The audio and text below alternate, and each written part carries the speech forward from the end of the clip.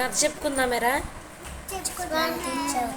అనగనగానంట ఒక ఊర్లో ఒక కుందేలు ఒక తాబేలు ఉన్నాయంట. కుందేలుకి బాగా వేగంగా పరిగెడతానని గర్వం ఎక్కువ అంట. ఈ తాబేలుని ఎప్పుడు వెక్కిరిస్తూ ఉండేదంట, నువ్వు చాలా నెమ్మదిగా నడుస్తావు అని వెక్కిరిస్తూ ఉండేదంట. ఒకరోజు ఇవి రెండు పరుగు పందెం పెట్టుకున్నాయంట. పరుగు పందెం చూడడానికి జంతువులన్నీ వచ్చినాయి అంట. పరుగు పందెం స్టార్ట్ చేశారంట. 1 2 3. కుందేలంట చాలా ఫాస్ట్గా వేగంగా పరిగెడుతూ పరిగెడుతూ పరిగెడుతూ చాలా దూరం వచ్చేసిందంట్రా. వచ్చిందా? వచ్చింది. తాబేలు మాత్రం నిదానంగా మెల్లగా బుజ్జి బుజ్జి అడుగులు వేసుకుంటూ స్లోగా వస్తుందంట. కుందేలు మాత్రం స్పీడ్గా వచ్చేసిందంట. వెనక్కి తిరిగి చూసిందంట. వెనక్కి తిరిగి చూస్తే తాబేలు ఎక్కడో ఉంది, చాలా స్లోగా వస్తుంది. ఏమనుకుంది, తను ఎలాగో స్లోగా వస్తుంది కాబట్టి ఈలోపు మనం ఇక్కడ విశ్రాంతి తీసుకుని రెస్ట్ తీసుకుని అప్పుడు మళ్ళీ వెళ్ళినా సరే ఎలాగైనా నేనే ఈ పందాన్ని గెలుస్తానని నిద్రపోయిందంట. తాబేలు మాత్రం ఎక్కడ కూడా ఆగకుండా మెల్లగా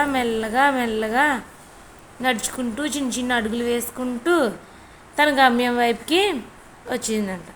వచ్చే దారిలో చెట్టు కింద కుందేలు పడుకోవడం కూడా చూసిందంటరా. కానీ తను ఏమాత్రం నిర్లక్ష్యం వహించలేదు. పడుకుంది కదా, మనం రిలాక్స్ అవుదాంలే, స్లోగా వెళ్ళినా పర్లేదు అనుకోలేదు.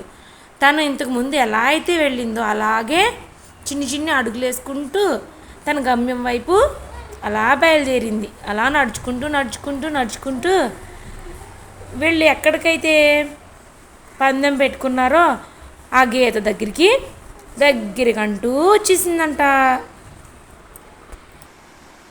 కుందేలుకి మెలకు వచ్చి చూసిందంట.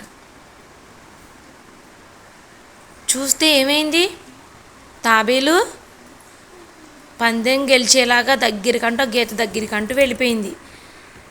వెంటనే పరిగెట్టుకుంటూ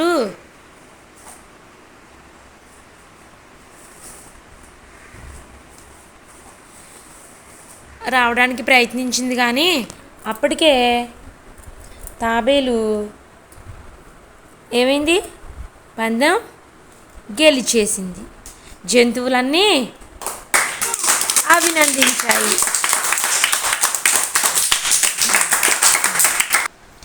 దీన్ని బట్టి మీకు ఏమర్థమైంది?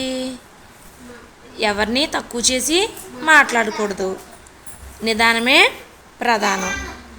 ఎవరికి ఉండే టాలెంట్ వాళ్ళకు ఉంటుంది కదా. మనకు తగ్గట్టుగా మనం ప్రయత్నం చేసుకుంటూ వెళ్ళిపోవాలి.